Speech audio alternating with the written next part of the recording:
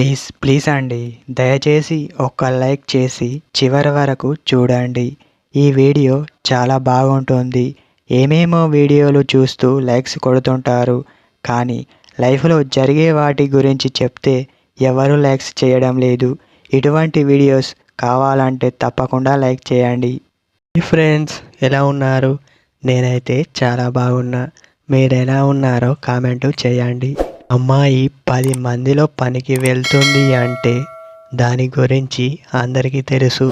ఎప్పుడైతే తను 10 మంది చూస్తూ ఉండగా పనికి వెళ్ళింది అంటే తనకి కష్టాలు ఉన్నాయని గుర్తించవచ్చు. సమస్యలు ఉంటే కానీ అమ్మాయి బయటకు రాదు. అలా వచ్చింది అంటే ఇంట్లో పరిస్థితులు చాలా వరకు ఉండవచ్చు.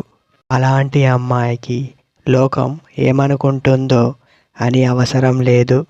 తన పని తను చేసుకుంటూ వెళ్ళిపోతుంది. ఎవరు ఏమన్నా తను పట్టించుకోదు. మన అవసరం మనకు ఉంటేనే వేరే వ్యక్తి దగ్గర చెయ్యి చాచి అడుగుతాం. అంతేకాని మనకు కానిది మనకు అవసరం లేదు అని అనుకుంటారు.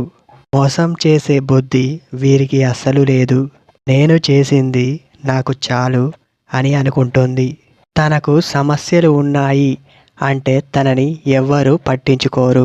అలా పట్టించుకున్న వాళ్ళు ఊరికే ఉండరు. అందరూ ఇబ్బంది పెట్టేవాళ్లే. ఏ ఒక్కరు కూడా పాపం అని అన్నవాళ్ళు లేరు.